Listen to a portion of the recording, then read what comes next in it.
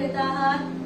तुम्हाला सगळ्यांना चॉकलेट आणून देईल ना, तुम्ही छान भांडण न करता खेळा, मस्त मी तुम्हाला चॉकलेट आणून देईल ना. थोडा वेळ जातो, मुलं खेळतात, खेळता खेळता खेळता त्यांचा दंगा वाढतो, मस्ती वाढते. आता ही काय स्टार्टिंगचं कौतुक केलं बाजूला, आता जरा हिला राग यायला लागतो आणि बोलते तुम्हाला जर तुम्ही दंगा तुमचा बंद नाही केला ना तर एकेकाला येऊन मारेल, एकेकाला येऊन मारेल असं. आता दोन गोष्टी बोलली ती. पहिले काय बोलली की मी तुम्हाला येऊन चॉकलेट देईल हा, आणि दुसरी गोष्ट बोलली की तुम्हाला सगळ्यांना येऊन बघडेल. आता खरोखर विचार केला तर ती ह्या दोघांपैकी काय करेल असं तुम्हाला वाटतं? काय करू शकते? काय करेल म्हणजे काय करू शकते? ती काय करू शकते? ती सगळ्यांना खरोखर जाऊन बदलू शकते की ती सगळ्यांना खरोखर जाऊन चॉकलेट देऊ शकते? काय करू शकते ती? बोला बोला ना, तुम्हाला जे वाटतं ते बोला. काय करेल? जर तुम्ही आहात तिच्या जागी, तुमचं मूल आणि त्यांचे फ्रेंड्स खेळतायत, तुम्ही काय कराल? दोन्ही गोष्टी आहेत. एक तर चॉकलेट देणं असंही तिने प्रॉमिस केलंय आणि खूप मार दे हे पण प्रॉमिस केलं. तर तुम्ही काय करू शकता या दोघांपैकी?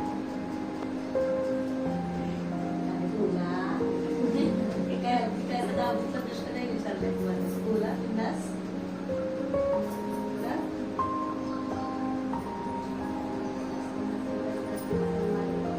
अरे 10 मुलं आहेत, 10 मुलांना जाऊन मारा नाही.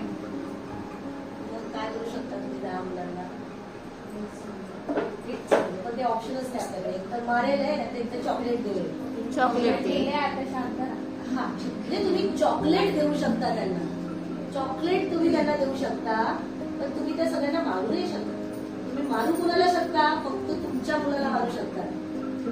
कळलं तुम्हाला डिफरन्स? मला काय सांगायचंय की जेव्हा प्रश्न येतो सगळ्यांचा तेव्हा आपण सगळ्या मुलांना मारू नाही शकलो? नाही ना, दम देऊ शकता बोलत ना तुम्ही. तुम्ही मारू नाही शकत. 10 मुलांना तुम्ही मारू नाही शकत. तुम्ही फक्त तुमच्याच मुलांना मारू शकता. का बरं? चॉकलेट तुम्ही सगळ्यांना देऊ शकता, मारू फक्त तुमच्याच मुलाला शकता. कारण की तुमचं मूल ही तुमची जबाबदारी आहे.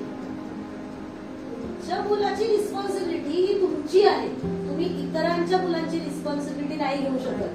ज्या हक्काने तुम्ही तुमच्या मुलाला प्रेमाने कुरवाळू शकता, तशी जरा 2 फटकेही घेऊ शकता, पण तेच तुम्ही शेजारच्या मुलाला प्रेमाने कुरवाळू शकता, पण तेवढे फटके नाही देऊ शकत. बरोबर आहे ना? म्हणजे जी आपली अनेक वेळा आपल्या सिच्युएशन्स मध्ये असं होतं की आपण आपल्या आजोळीकडून वाढत असतो, कोणाच्या मामीकडे वाढत असतो, कोणाच्या काकीकडे वाढत असतो. बरोबर आहे ना? आपल्याला काही कारणास्तव मुलांना दुसरीकडे ठेवावं लागतं वाढवण्यासाठी. पण तरीही जरी ती मुलं दुसऱ्याकडे राहिली तरी त्या मुलांची जबाबदारी कोणाची असते? आईची, वडिलांची, आई वडिलांची, पॅरेंट्सची जबाबदारी असते. मग त्या मुलांचं व्यवस्थित त्याला खाऊ वगैरे होते की आपण लक्ष देणारच ना. जरी आजोळी असेल तरी अभ्यास होतोय की नाही, शाळेतून बोलवलं तर आई वडिलांनाच बोलवलं जातं. आणि मूल जेव्हा मोठं होतं ना, जेव्हा चुका केल्या जातात तेव्हा काय बोललं जातं? जरी ते काकाच्या घरी वाढलेलं असेल, काकीच्या घरी, तरी हे बोललं जातं का की तुझ्या काका काकीने हे शिकवलंय का? काय बोललं जातं? तुझ्या आई वडिलांनी हे शिकवलंय का? हा, स्पेशली आईचे संस्कार येतात लगेच. हेच संस्कार केले का तुझ्या आईने? म्हणजे जबाबदारी कोणाची आहे? आई वडिलांची, आणि त्यातल्या त्यात सगळ्यात जास्त ही आईची. दोघांचीही आहे जबाबदारी. तरी आपल्याला, आपण त्यांचे रोल मॉडेल आहोत ना, कुठेतरी आपल्या गोष्टींवरती आपल्याला कंट्रोल करणं गरजेचं आहे. एकटाच होणार नाही. कारण की आपण आता किती वर्षाचे आहोत? 25, 20, 25, 30 या वयापर्यंत आपण ही एक सवय डोक्यामध्ये घेऊन आलेलो आहोत की जिथे मला भीती वाटते की बापरे मी करतो की घरातच आहे, तो फोनवर येत नाहीये, तर त्या पप्पांना उद्या कामावरून काढून टाकलं असतं. म्हणजे तो घाबरला आणि त्याने खोटं बोललं. तर प्रत्येक खोटं बोलण्याच्या मागे भीतीच असते. आपण ग्रुपवरती जेव्हा आपण टाकतो की बरं नाही वाटत आहे, तेव्हा असं लिहिलं तर भीती वाटते ना, आज त्याला यायचं वाटत नाहीये म्हणून मी शाळेत वाटत, किंवा मला आणायची इच्छा नाहीये म्हणून मी येत आहे. असं तर आपण नाही करणार. कुठेतरी भीती असते मनामध्ये, अरे हे जे मी वागते ते चुकीचं आहे असं मी नाही लिहू शकत. कारण की मी वागते ते चुकीचं आहे आपल्याला माहिती असते, आणि भीती असते, आणि म्हणून आपण खोटं बोलतो. खोटं बोलण्याची जननी ही भीती खोटं बोलता आई वडिलांपासून मुलं सर्रास खोटं बोलतात मोठं झालं कॉलेजमध्ये गेल्यानंतर.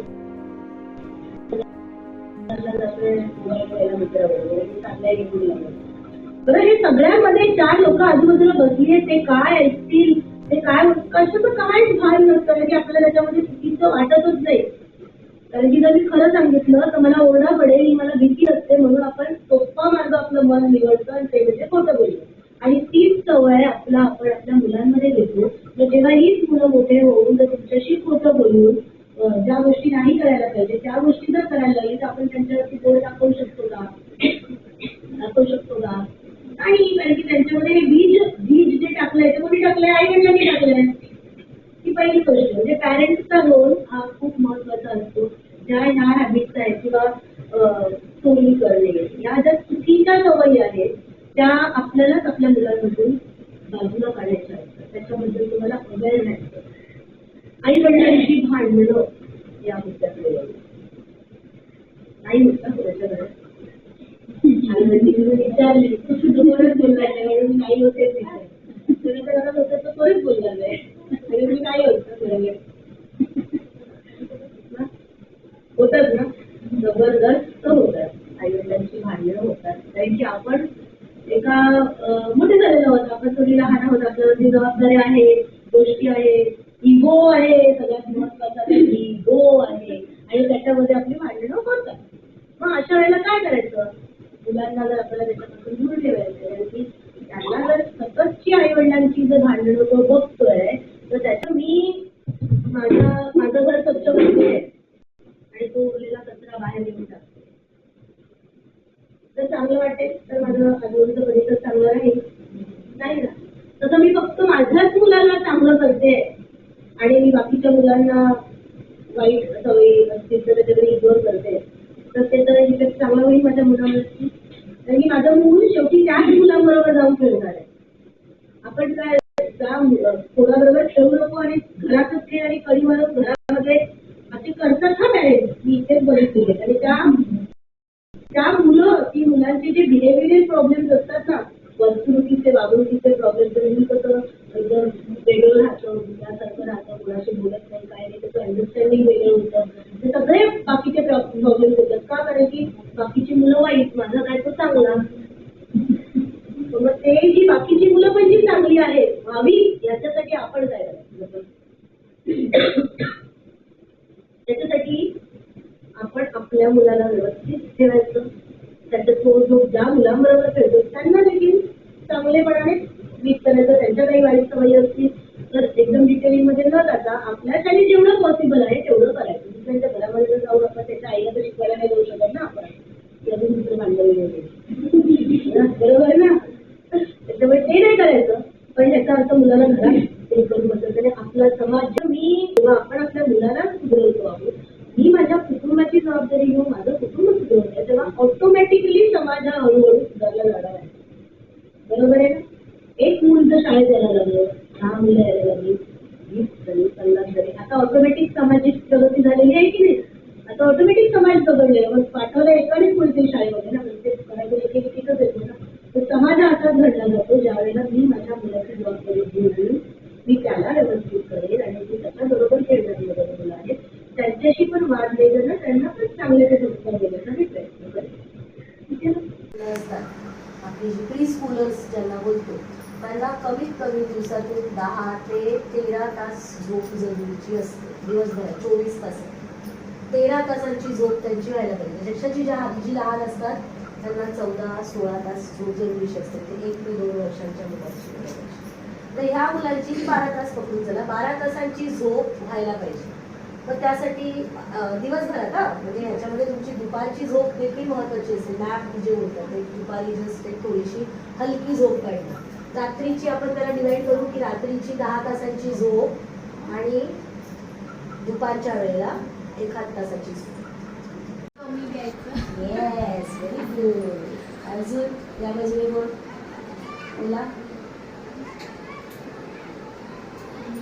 अरे हा पहिला मुद्दा राहिलाच की पालक कुटुंब भांडणं अवॉइड करायची. हा, मुलांसमोर भांडणं करायची नाही, मुलांसमोर खोटं बोलायचं, खोटं बोलायचं म्हणजे मुलांसमोर का खोटंच बोलायचं नाही, खोटं बोलायचं अवॉइड करायचं, आपली सवय लावायची तशी, खोटं बोलायचं नाही. अजून अजून काय है अच्छा आपको जो समझा बोल बताओ तो मुझे समझ में आएगा, आपको क्या समझा बताइए। वो जो आप जो बच्चे के बारे में बताए कि बच्चे को कैसे सुबह में क्या नाश्ता देने का है, हाँ। क्या चीज़ से अच्छा होता है शरीर के लिए, क्या हाँ। चीज़ से खराबी होता है, हाँ। ये सब मेरे को समझ में आया। समझ में आया। और